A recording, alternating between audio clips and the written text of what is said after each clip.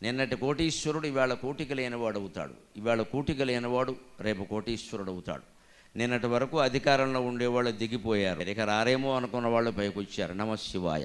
ఇంతకంటే భగవల్లీలకు ఉదాహరణ వేరే ఏమీ అక్కర్ల, ఇంతకంటే ఉదాహరణ వేరే ఏమీ అక్కర్ల.